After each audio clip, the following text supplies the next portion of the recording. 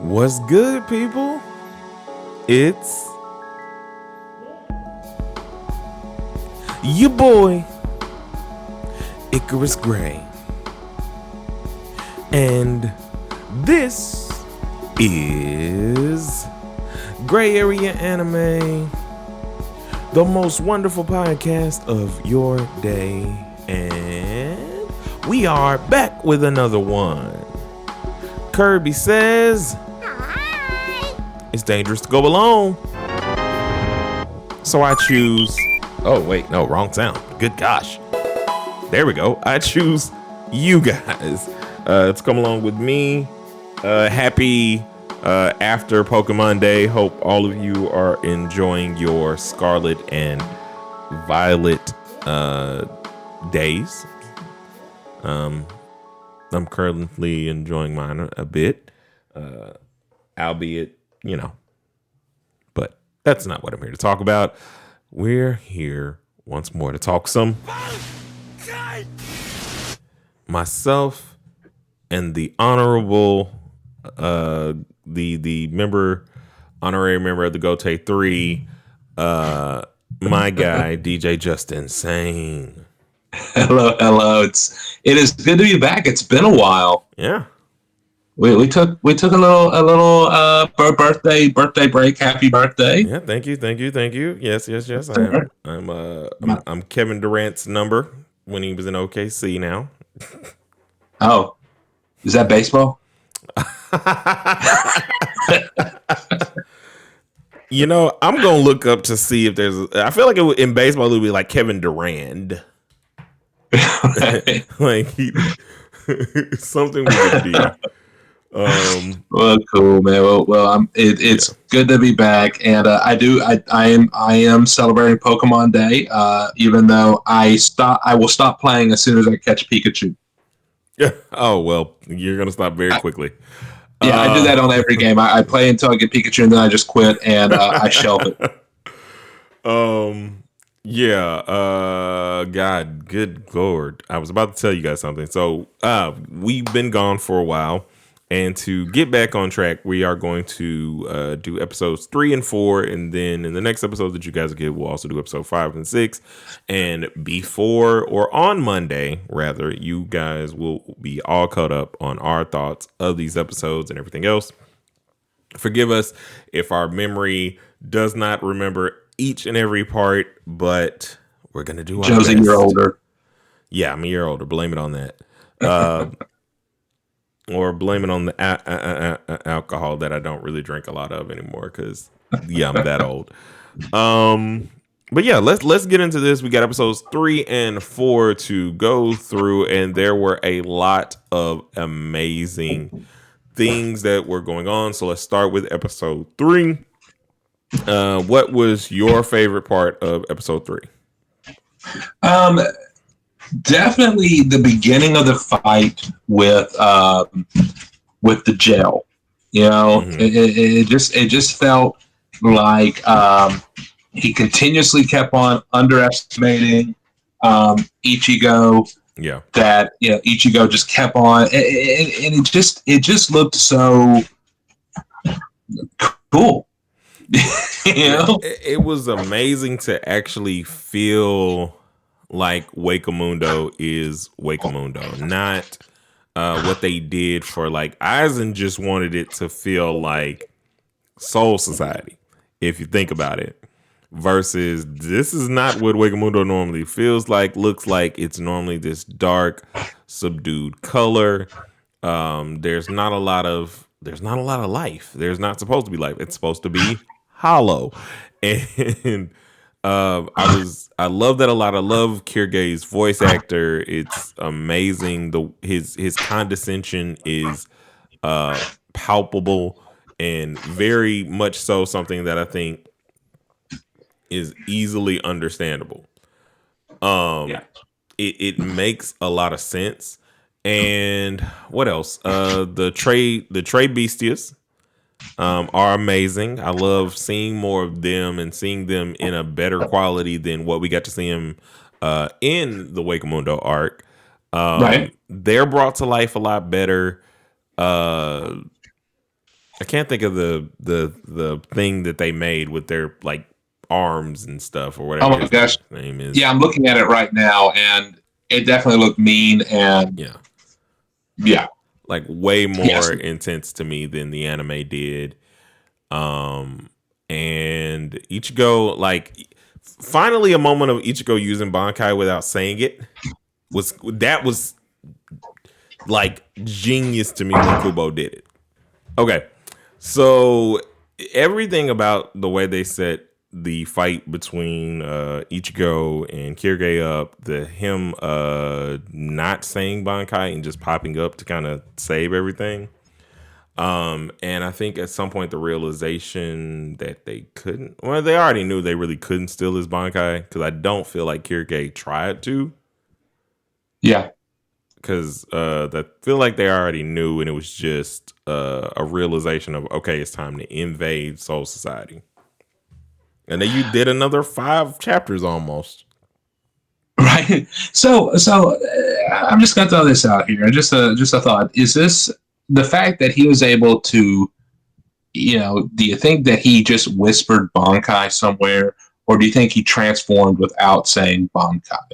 Because it was really a big deal in the Soul Society arc when Renji was able to release a Shikai without saying its name, and Kusuke noticed it. He was like, "Hold on, the only way you can do that is if you have your Bankai. If you have hit this level that you're able to release your Shikai without calling its name." Mm-hmm. So, are we premonitioning? Are we seeing something ahead? Are we looking something past Bankai? I think it was more just a power level thing, because Ichigo never says Zangetsu's name. And I think because we've always sat in the idea or the thought that he is always in his release Shikai form. Yeah. And that's what I think is just a soul pressure or a Ryatsu level thing. That once and I do think it makes sense that if you do have Bankai, that means your Ryatsu has reached or spiritual pressure has reached a certain level that you can't keep it not in Shikai. Like, the only one I think that doesn't have a Shikai in that way is Kenpachi, and that's because he just doesn't know his sword's name. Right. And that's like the only caveat within the mythos that I think like works for that. But I do think he probably said it somewhere. It's just Kirige wasn't paying attention. I just like also the thought that Ichigo's hiding behind the rock. He's like, all right, but God. No, see, he got caught then. Kind of like the whisper idea. Like, just gonna stand over here and whisper it real quick and come over here and fuck this guy up. I'm pretty sure it was something like that. Like, honestly, I do think it was. Like, he just, put his sword out, like, to the left or the right of him. He's, like, holding it out, and he just goes, Bankai. And, like, goes and jumps off. But the episode 3 was cool. The beginning of it was great. The ending was where I was like, yeah, we are really in the 1,000-Year Blood War arc. Yeah.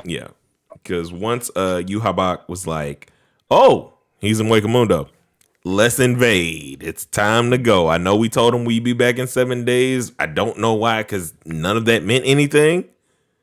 Well, but remember, he got mad. That's why he offed his Sternfritter.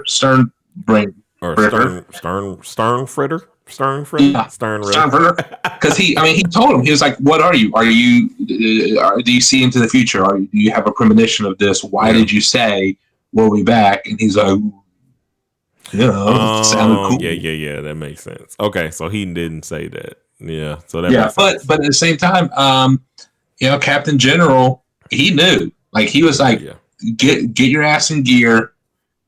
He doesn't give timelines. No. He does not give time. He did not. He just said, we're, prepare for invasion. And they were all basically ready for the most part. Ready to get their asses kicked. Oh, we also forgot to mention the newness of the episode with Uryu going, which makes sense that he would have gone to look up whatever information he knew. Like, I thought I was the only Quincy. What is going on? Yes.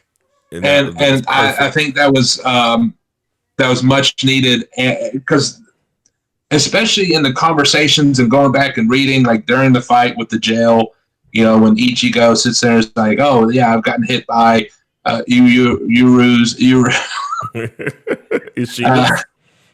Yeah, his, you know, it's not as strong. He's like, well, that can't be. It shows like where is the change happening? You know, spoiler alert, possible spoiler alert. What is taking place? No. We know what the spoiler alert is the freaking intro. Like, if you haven't watched the intro and like looked at the intro, I don't know what to tell you. Also, the spoiler alert was 10 years ago. Like, the minute they said this is a Quincy, I was like, I mean, I know what's going to happen. And it's like, if you don't read any shonen or don't know anything about anime, you would not see this coming. If you even, matter of fact, all you had to do was watch Naruto and you would see this coming. You would see this coming. Yeah. Naruto mapped this out. Am I disappointed in it? Yeah. I mean, I kind of wish it would take a different approach, but I mean, watching now, I mean, is really good because I'm getting to see the background of it. I want to know what the thought process of it was, you know, because like you're saying, the craziest portion of it would be that at that time, Yu Habak knew what letter he was planning to give Uryu, because that's what that would say to me, and he doesn't have it yet. As far as I can tell, I mean, like, and I think that dialogue probably should have been changed, because I think the only reason it was still there is because we didn't get any kind of explanation. We just knew that Uryu wasn't going with them. And I think at that time, per what Kubo was probably building towards, he had probably already, like, Ishida probably knew something in terms of like how he originally had it together. So I think this one kind of makes it with that question. It's kind of like, what has he said about Uryu that we don't know? Right. You know, because it doesn't, like, he shouldn't really even know anything about Ishida. Really, as far as I would know. But is it Ishida he knows about directly, or is it he knows Ishida's grandfather? Because there was a definite split. There was a split in those factions, and so it's like, does he know what Ishida was taught? Is there something more pure? Is there something on that? I don't know, because he also told him in that conversation, he was like, "Oh, you're talking about, like, we left that old teaching a long time ago." Because Kirige says it to him in him and Ichigo's fight. And I was just so entranced by all of these little nuggets that I either didn't pick up on in the first time reading it, but now I know are going to get expounded upon, because building the universe and building why Ishida makes the decision that he does, which is, I mean, to me, is better than the Sasuke stuff, only because you didn't spend an entire series around it. Because I love Naruto, but like having this, like, as predictable as it is, it's way more like, okay, predictable. It's like, he's like, I can see this. It's a thought out. It's some sort of planning that he's going into. With Sasuke, it was just teen angst. You know, he's like, I hate my brother. I hate him. I'm gonna stomp off and go hang out with a questionable older man. You know, it's just he's offering me puppies and ice cream in his van, and I'm gonna go with him. Okay. I mean, you're not wrong. You're also not right. No. Mom says I can't have a reptile, but he says I can. Oh, he is a reptile. I don't know that you want to see that snake. You know, just saying. but no, it's gonna be good to see that part of the story expanded on and looked at more for sure.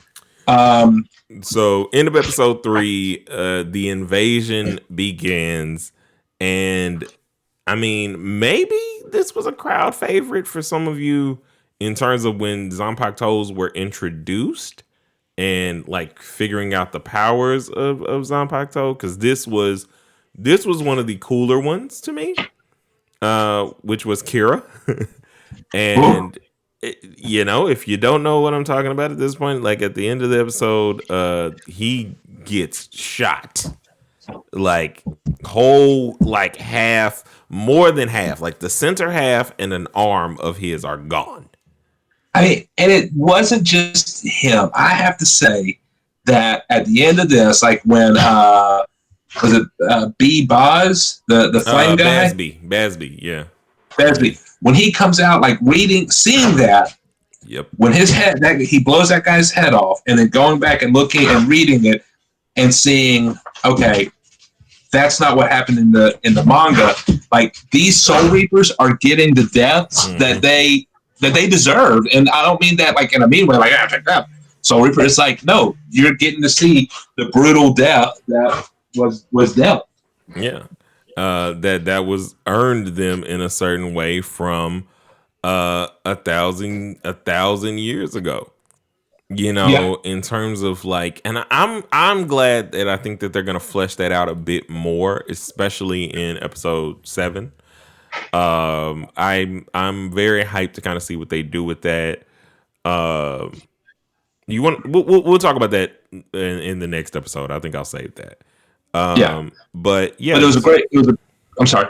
But yeah, so the invasion comes in, and it was the most. This is war, and if you did not feel like it was war, this episode should have solidified that for you. If you didn't think it was, agreed. It was brutal. It was mean. It was these people. Well, I mean, I don't know. Like one person is definitely holding a grudge in this group. Now, I'm really curious if they go into like what was the indoctrination of these Quincy's? Where have they, what's gotten them so devoted to this idea that they're just going to brutally murder people? And I mean, I guess that can, philosophically talking, that can go into questions about, everything else about war. But no, it is. It's not a pretty thing. And I will, going back to the Naruto thing, I think this is Naruto did a really good job with the Great Shinobi War. Yeah. Especially showing the organization and really showing like one line that sticks out the most is when Kakashi fights the old water sword ninja. Why am I forgetting his name? Oh my god. What is going on with me? We've reached the age where the names where I could have called out to you and I would have called you that name. I know you're talking about just the shark guy. No, not the shark guy. He was in the first the Hidden Mist? Yeah. Him. Zim. It starts with a Z. It does. Zabuza. Zabuza. I mean, that fight with Zabuza. I mean, already the original fight was super emotional, but then Kakashi has to fight him again, and then he says at the end of the chapter, he's like, "I'm fixing to, slaughter everybody." It just goes to show that, I mean, that was a good representation of war. This is showing the brutality and the anger that's in there also. Right. And sorry, I think the two Shinigami from the first episode asked the question to if Zalaparo and Aizen did a fusion dance and or just created a child together. Aizen the second with his like earrings and like Kubo was like, I don't have any more designs for you guys. I'm just gonna recreate Aizen in like his original way with like some earrings. When he's talking to them, go ahead. Well, like when I saw him on screen, I was like, "Who is this guy? This guy has to be something important." I got on the fandoms and looked. I was like, "Oh, he's just gonna get off." So he's like, immediately, cool. And like he was just there to explain what's true about war. In war, both sides are just in terms of how they feel. Yeah. And, you know, you were talking about this earlier, like the Quincy's have always been on that time. They've been about that, as they would say, because with how they handle hollows and how they wanted to handle hollows. It's not like they handle hollows and, okay, like we should always, technically all of the different realms should be communicating with each other and understanding, you know, this is what we need to do.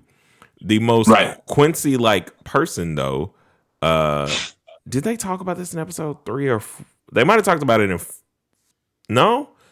I can't I think they did talk about it in 3 or 4. I can't remember when Mayuri and Yamamoto have their conversation and you realize that the reason all of those people disappeared was because Mayuri disappeared them to regain the balance. And that was that was in episode 3. You're right. And I mean, I think, you know, balance. I mean, I can't speak for the remaining of this arc, but definitely right now, like it's setting the seeds of balance, which you and I talked about this, like further into the future, balance is going to become a huge aspect of a continuation of a story, if all that's true. Because currently, at the end of the series, I don't know, kind of like into what we're talking about, I don't know how many Quincy's are actually left, if any, outside of Ishida. I would say just one. Yeah, I feel like he is the one, because I don't think there wasn't even any, like, there wasn't... Go ahead. We did have one turncoat, one person turn towards the end of the series, but I don't even know if he made it. He did not. He immediately found out what B. Yeah. What B's power was, and like because they were friends or whatever, and B took him out. Because then A and B fight, and it's like A almost gets taken out by B because of how OP B is. And I don't think there was no friend made, because sometimes, like, you know, whether it's Nell or Ishida, you always get introduced to people who become friends later. You do not get that in this arc. So at the end of things, like, balances, I don't know if I don't know what they're doing. It feels like it's way out of reach at this point. Hey, are Quincy's factored into the balance? All Quincy's are just humans that screw up the balance. I figured they were, because you do have to have, because I don't know if it was about, well, you know, I don't know. Oh, no, because I forgot about the big crux of who Yhwach is. Oh yeah. As far as I can remember. And again, spoiler alert, because I want to ask you this question. Just at this point, literally, if you're listening without without being wary that there are going to be some spoilers, I don't know why you listen to me. We're doing our best, folks. We're trying to steer clear. Is not Yhwach the son of the Spirit King? I'm sorry, what? Is Yhwach not this? Isn't he the son of the Spirit King? Oh man, I don't know. I feel like I'm gonna have to go like search that at some point and just see whether or not like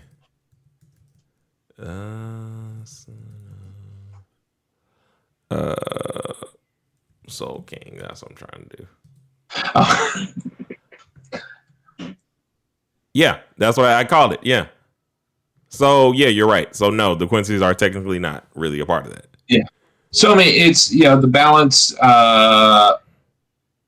with the Quincy's. I mean, they can go away, but I mean, I like the aspect of it. It's interesting, and I'm not surprised that if they go with the idea of trying to keep things balanced and across the board because we talked about before that Kubo is a huge fan and it looks up to Toriyama with Dragon Ball and Dragon Ball Z. And if you look at Dragon Ball Super and all of Goku's current power-ups, and maybe even Vegeta's, but especially Goku's, it's all about finding balance. Like he has to find balance between, Super Saiyan God and Super Saiyan to make Super Saiyan Blue, and then move on to Ultra Instinct and so forth. So introducing, tying that aspect into things isn't going to be a big surprise. Not at all. But they're very intentional about what am I trying to say? That's what I'm trying to say. I lost it again because I'm old. God. Buddhist. He is very into, like, Bleach is based off of the Buddhist life of rebirth and death and the cycle of rebirth and death. Yeah. And so that balance is a lot of what he ends up using in terms of his themes and things of that nature.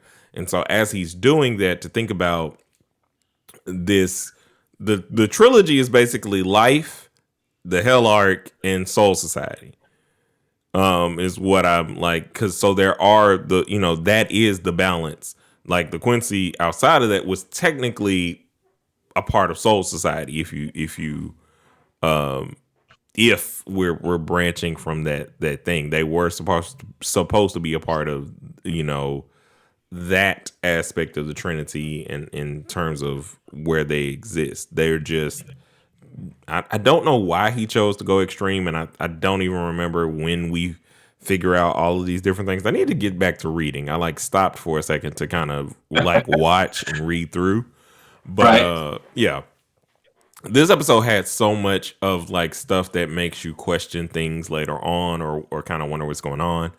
I am very convinced at this point that this is going to be the most streamlined that Bleach has ever been, given how disjointed this arc was to read. Because in the first 3 episodes, we've gotten so much. But let's, good gosh, we've spent 30 minutes on the friggin' 3rd episode because God. We dipped into the 4th. We got into the 4th. The Soul Society attack. I mean, the 4th episode is a lot of murder. Favorite part of episode 4 is clearly seeing Zenbone Sakura. Look, this animation studio was like, yep, I'm pulling out all the stops. Right. And we're not it was so beautiful. Even though I knew what was about to happen, it was the most beautiful thing that I had seen in a while. And I was really, really hype about it to just see it in reality, man, or see it in animation. I think that's the most exciting thing that is going to stay throughout this entire series is 10 years of not being able to see this stuff was way too long. Yeah, it is. And I mean, they're doing such a great job with the animation and keeping the storyline going. I look forward to it on Mondays. Mondays, I'm really looking forward to getting a chance to watch an episode. I haven't had that excitement in a really long time. I mean, I do have to wait a little bit longer before I can see the dub. I mean, we're a couple of episodes behind on the dub. Sure. I mean, I guess, some people gotta wait. Other people just, stick. I mean, no, don't get me wrong. I watch the subs because the subs are very good. But I will rewatch the dubs. I end up watching each episode at least 3 times. There's a running theme on this show, and in the last episode that you guys have listened to, you will have heard my sister calling me bougie because I do not listen to dubs anymore, and haven't really done so since Toonami. If it's a Toonami show, or if the voice actors, literally, if Spike, Mugen, and who else does he do? He does so many people, but most iconically those two characters, and Tom, and he did Tom's voice. Yeah, he has a huge. I used to know off the top. He Big O. He did the voice for Roger Smith. Big O. Oh man. And which is one of the things that why I go back to the dub for Bleach, because Johnny Young Bush, his voice acting with Bleach was the first time I really took note of his voice acting. Was like, man, this fits so well. Also, it's worth pointing out on the dub or the voice acting, Chad has a new voice. Oh yeah, there was something weird going on with that. I heard. I don't know what was going on with that though. Not really. Not. I think it's actually really. I'm looking for the tweet right now. If Twitter even exists right now. But Jameson Price. We don't have to charge it at a charge station to get Twitter. We don't have to. Right. I gotta pay to read someone's tweet now. I guguess Twitter's one sponsor we're never gonna get, isn't it? Still waiting on my MeUndies. So Manscaped needs to Jameson Price, who is the voice actor for Chad, he tweeted out, to all my many fans of Bleach, I have loved being part of the Bleach universe and voicing Chad. It was a difficult decision to say no to coming back for 1,000-Year Blood War, but I no longer audition for roles of people of color. So it's a white man, and he's just saying, you know what, I'm not going to audition for this, and I find that very admirable. I find it, there's a he had the opportunity to get money from a huge company, and a possibility of a continuation of story. And he was like, no, I'm going to give the people that should have the chance to. So Frank Azaria did that with The Simpsons, and I was very I thought that was it's one of those things that I say this all the time, but the phrase is, when you know better, you do better. And I'm appreciative of the people who are knowing better and doing better, especially given the context of whatever we are going through right now. I do not want to go through a whole nother, I'm not going to talk about politics on this podcast, but just know I don't want to go through another political season. That the next political season is going to, I don't want to do this again. I don't want to do it again. And it looks like it's just going to be it's going to be the greatest shit show ever. And we're just going to see what happens. So, do you mind if we also just take a moment to acknowledge another great voice actor that we actually lost recently? Yeah, let's do it. I am the night. I am Batman. I am Justice. Kevin Conroy, man. Yes.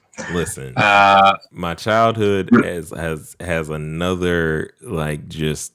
Oh my God, this hurts. Because here's the thing about voice acting, and we'll end the episode on this. Episode 4 was good. They stole the Bankais. There was a lot of good things in that episode. Visually is what entertained me more. Yes. And being able to see a glimpse of who Rukia was fighting. Or who attacks her. I'm pretty sure it's one of the Bambis, or one of or whatever that group is, that four Quincy group. I think, unless they're gonna reveal that it's somebody else, but I'm pretty sure it's that person. And Byakuya, listen, man. Oh man, yeah, okay.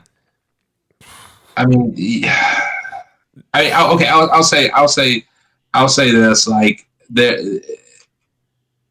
it's all about sacrifice with him, and he is the next couple of episodes, moving forward, you see him humbled greatly, and immensely, and his acknowledgement of it, and that I mean, that right there is probably the real story of, you know, of a Buddhist release of everything, just accepting and you know, to see where he goes from there. You know, and yeah. I don't. And you really get to see with him and the other captains their thoughtfulness and thinking ahead and saying, you know what, we know something happens to these Bankais. We're going to use it. You are lieutenants. We have our faith in you. Watch and learn and get the information out. And that's what they did. I wish this Matsumoto, in terms of her drawing and the style, had been all throughout the series, because I'm realizing that how Kubo actually wanted her to be is way better than what they did, which they made like her, Orihime, and Ichigo all part of the same family. Like they're all some sort of weird family, and they were never in the same kind of family. But anyway, I was appreciative of, and I almost forgot about this. Kenpachi is Kenpachi. Like Zaraki is like, come on, man. Like ending that episode in a way only he can. Yeah. Which is, you know, I just had to handle these folks, and I want to fight you now. And then Kyuge throws Ichigo in the jail, and that was also cool. Because it's like, oh no, they're here for a reason. And it's not like these people are willing to completely sacrifice their lives. This isn't, it feels like everybody in Execution, and which makes them relevant a little bit, I guess, because the emotional relevance of that arc is way more important than what I think the characters were. And that growth for Ichigo and understanding that he wants to help and everything else was really, really good. And it's displayed more here with how much they're willing to lay their lives down for this cause. And episode 4 was basically, you know, we're smarter in a sense of this is what we have to do. These are the things that we're sacrificing. This is actually war. This isn't Captain showing up, like you said, to save somebody. This is, hey, these are your orders. You need to follow them because we have to win this war. And it also feels the captains are, and maybe you're getting to this also, the captains are working together now. Yes. Like if you look at the Soul Society arc where it's just like, man, I hate you, I'm a better captain than you. And just back and forth bullshit. Now, I mean, these captains are like, they're even complimenting each other or something. Yeah. You know, saying it's really great. Good, solid episode to see the teamwork. It's definitely the Empire Strikes Back part 1. I know it wasn't multiple parts, but definitely part 1 where, I mean, the good guys are losing. Yeah. We are losing. But yeah, that's episode 3 and 4. There was a lot of stuff that we enjoyed. If there's anything that we missed, let us know in the comments. But I want to like dive a little bit more into the Kevin Conroy conversation. But I wanted to make sure I got those episodes off because I know how I am, guys, that if I got into a tangent, I would have forgotten.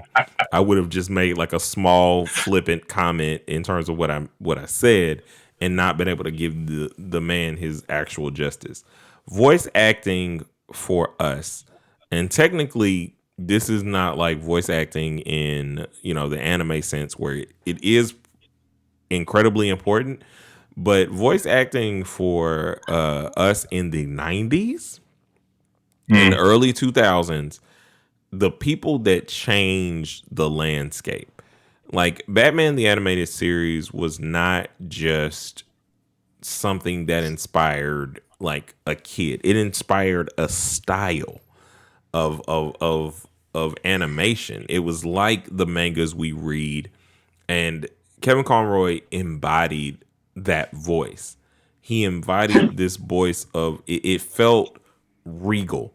It felt like a detective. It felt, you know, stern. and it gave Batman what he needed to where everybody you look at, you're expecting to have some level of Kevin Conroy in them. And when they didn't, like, it didn't come off right. Like George Clooney has that twang in his voice.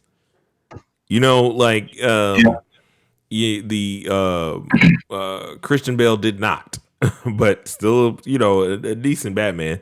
Oh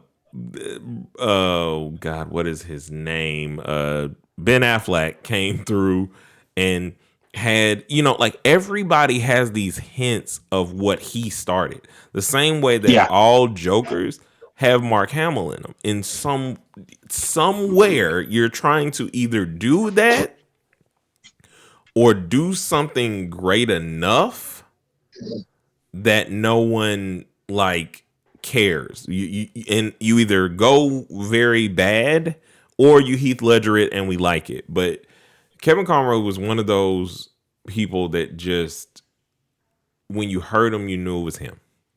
Mm-hmm. And it made you feel, as a kid, you're watching Batman, it made you feel safe. It made you feel cool. It exuded all of these things that I think are going to be very much so missed. And it'll all work itself out at some point. I mean, in terms of like the next person that fills that kind of void, I should say. And it's some very big shoes to fill. I mean, he brought Batman into more of a. I mean, we had the Batman movie, the first one with the Night of the Phantom, not Night of the Phantom.